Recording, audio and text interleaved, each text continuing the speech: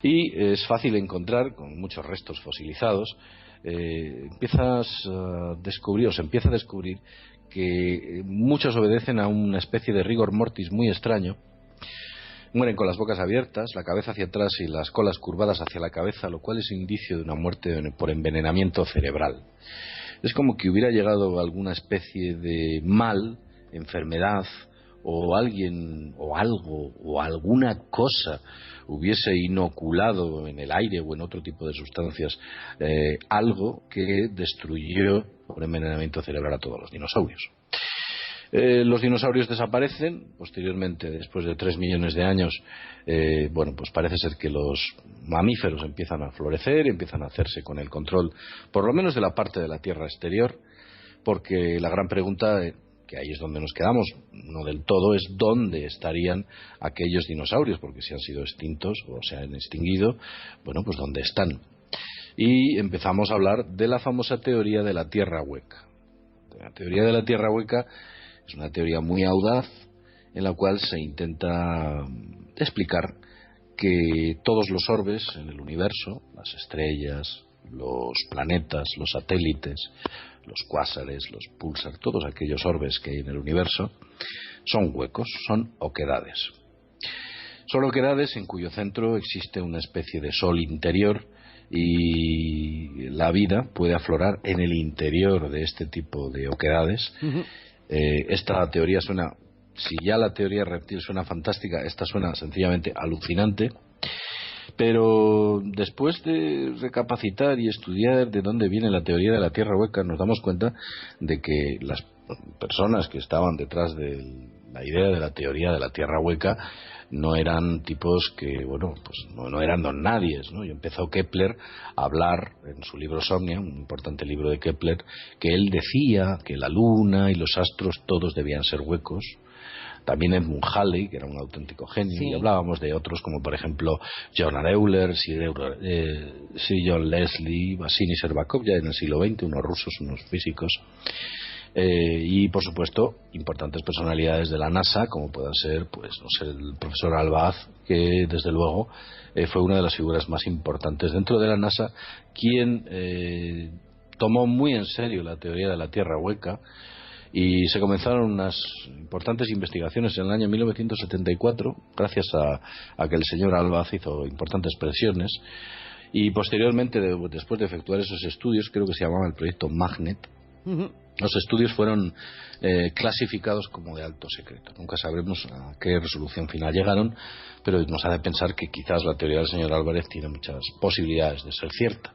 No lo sabemos. Es que me vas a perdonar, José Luis, porque sí, me llama mucho la atención el que grandes científicos, pues como tú has nombrado, Euler, Halley, de alguna manera estén de acuerdo, o sus investigaciones les lleven por el camino de que puede existir eso, lo de la Tierra hueca, y que sea una cosa tan sumamente rebatida. Me hace pensar un poco en el tema de que cuando se decía que la Tierra era plana y el que iba en contra pues era poco menos que un loco. Pues sí, así es. Las teorías, muchas de ellas han ido cayendo una detrás de otra, porque son teorías. Fíjate cómo es no son leyes, sí. ¿De acuerdo? Teorías, es distinto una ley a una teoría. La ley siempre se cumple, y la teoría es una posibilidad, es una posibilidad que existe, en la cual, bueno, pues parece ser que existen más argumentos como para que sea avalada. Pero te diré, por ejemplo, que a fecha de hoy, por mucho que la gente piense que ya está dominado el tema, los meteorólogos no saben por qué se producen los rayos. Los rayos. No lo saben. Los meteorólogos no saben por qué se producen las nubes. Esto, aunque parezca misterioso y extraño, es cierto. No saben. Hay una teoría que dice que los rayos se producen por la diferencia de potencial entre el cielo y la Tierra. Entonces, en un momento dado, cuando esa diferencia de potencial llega a un punto crítico, el medio aéreo se vuelve conductor y salta una chispa. Pero eso es una teoría. Vale. Fíjate la palabra que he usado. Es una teoría. Y se enseña, por ejemplo, a los niños esa teoría como dogma. Es un ejemplo. Ya. Pues esto es lo mismo. Claro. Esto es exactamente lo mismo. Se enseñan ciertas cuestiones como que los orbes son macizos, se enseñan como una teoría, porque no se ha podido demostrar que los orbes sean macizos. Por mucho que te cuenten, el mejor científico que exista, no han llegado a profundizar más allá de 18 kilómetros como para poder comprobar que efectivamente la Tierra es maciza o la Tierra es hueca. Porque sí que es cierto, es que, como tú bien dices y he comentado, pues hay importantes científicos. Alguno pues, llegó a ser director del Massachusetts Institute of Technology, el doctor Salomon, Dean Salomon, y este hombre además utilizaba una frase muy curiosa. Él decía que existía la pavorosa posibilidad de que la Tierra fuese hueca, ni más ni menos utilizaba esta terminología. La pavorosa posibilidad. Sí, él lo decía públicamente, además no tenía ningún tipo de problema y además, fíjate qué curioso, porque este señor, existe una especie de... El señor Salomon se enfadaba muchísimo cada vez que le afirmaban que no, o le rebatían y le decían que no, que la Tierra era maciza. Él se debía coger unos cabreos impresionantes. Lo tenía muy claro. Él había hecho una serie de cálculos gravitacionales, tenía acceso a material o a documentación, por supuesto, mucho más posiblemente técnica que la que pudiéramos tener nosotros, y él afirmaba que bueno, pues la Tierra era hueca. Si tenemos en cuenta que la Antártida y todas las zonas polares han estado libres de hielos durante, me parece que han sido unas 50 veces a lo largo de la historia de la Tierra, es muy posible que en esa etapa o en diversas etapas en las cuales los hielos hubieran estado libres, el acceso a la Tierra interior, si es que existe, hubiera llegado a ser muy posible por este tipo de entidades o seres reptiloides que evolucionaron y tuvieron 3 millones de años para desarrollar inteligencia, y por supuesto 18 millones de años más de evolución que los mamíferos. Si esos seres evolucionan, se hacen con el control de la Tierra interior.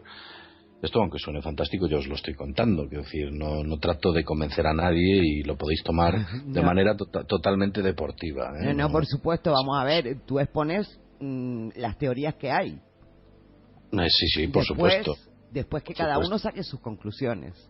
Claro, es evidente. Eso es evidente. Bueno, pero por ejemplo, yo te cuento un dato. Las prospecciones que se han hecho con los radares que efectúan tomografía de penetración para descubrir las capas que hay freáticas en el suelo, han llegado a unas conclusiones absolutamente increíbles. Por ejemplo, entre 450 y 500 kilómetros hay una especie de... hay sonido, hay rebote.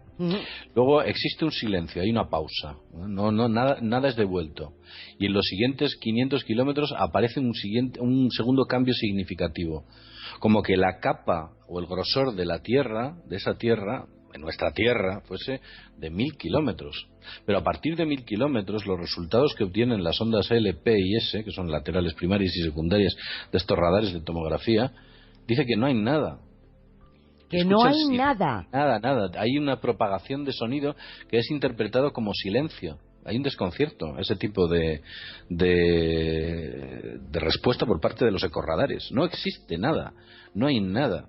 Y sin embargo nos están hablando de que el interior de la Tierra está compuesto por níquel y hierro, que níquel y hierro en estado líquido a miles y miles de grados de temperatura, algo absolutamente absurdo, que lo que provocaría que la Tierra fuese sencillamente una olla a presión, o cualquier planeta. De hecho, fíjate lo que es la ciencia actual, y esto lo podéis buscar en la Wikipedia o donde queráis, dice que cada 30 metros de profundidad la temperatura aumenta a 10 grados. El planeta tiene 6.500 metros, 6.500 kilómetros. El centro debería tener 220.000 grados. O sea, eso es absurdo. Es absurdo, y además no se mantendría la superficie como está. Es que la superficie de la troposfera del Sol no los tiene. Vale. O sea, estamos hablando de un absurdo de los absurdos.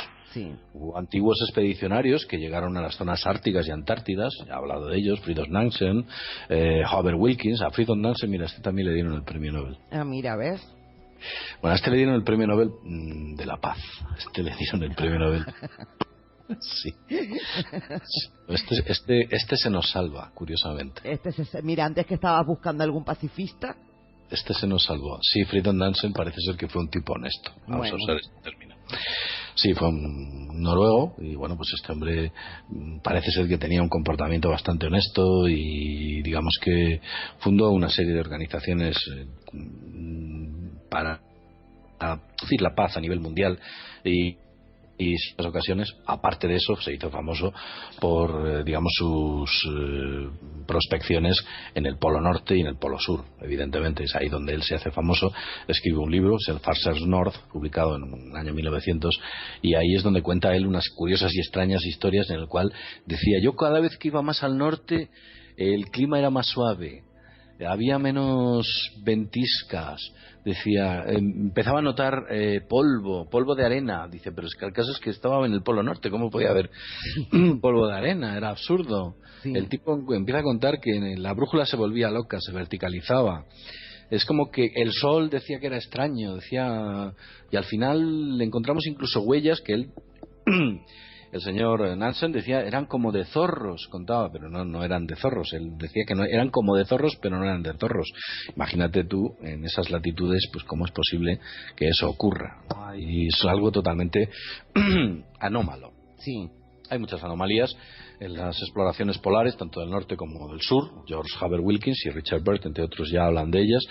Más conocidas quizás sean las de Richard Byrd, debido a ediciones que hizo a posteriori y después de la Segunda Guerra Mundial con el proyecto Haiyun. Pero bueno, independientemente de todo esto, nos damos cuenta que una de las bases, o la base que está más situada en el polo, más situada al sur, en el polo sur, la base Hamnussen Scott, pues, una base propiedad norteamericana.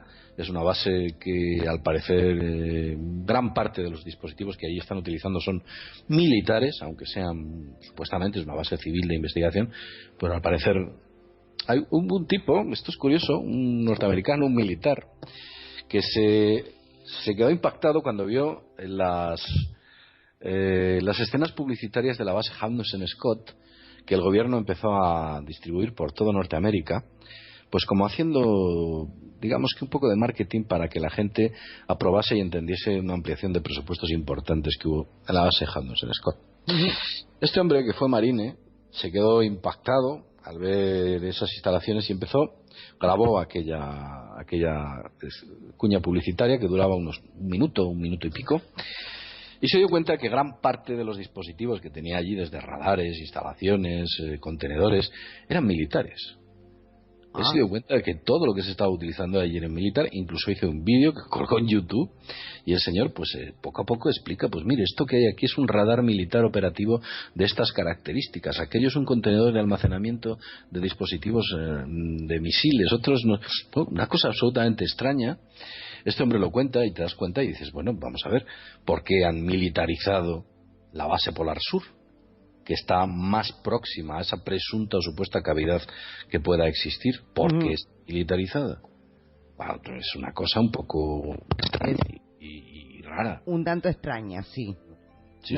Como extraño es el que nos acaba de hacer ahora mismo la conexión, pero bueno, se sigue escuchando bien. Bueno, básicamente lo que trato de decir es que posiblemente esa evolución que existió de los reptiles se centró y pudieron vivir y coexistir dentro de esa tierra hueca. Podría daros muchos más datos sobre la posibilidad de que estos seres viviesen allí. Por ejemplo, os puedo comentar que el primer rito que fue descubierto, el primer rito religioso, o la primera adoración que fue efectuada por el ser humano, fue hace 70.000 años. ¿Sabes a qué tipo de entidad? No, pero me lo puedo imaginar. A un reptil, a una serpiente. La primera adoración que efectuó el ser humano fue a un reptil. Esto concretamente se descubrió en Botsuana.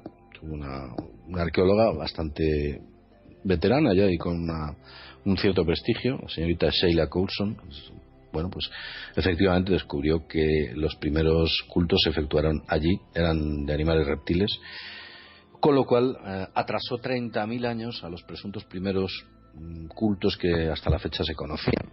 Bueno, vemos que esa existencia de seres reptiles dentro de divinidades, o la comparación de esos reptiles como divinidades, como cancerberos del ser humano, como dioses, con minúscula, del ser humano, que han estado ahí cerca de nosotros y han estado controlando aspectos tan importantes como pueda ser la paz, la guerra, la prosperidad, y por supuesto a aquellos monarcas, dirigentes, reyes, jeques o visires que dominaban emperadores que han dominado el planeta a lo largo de la historia.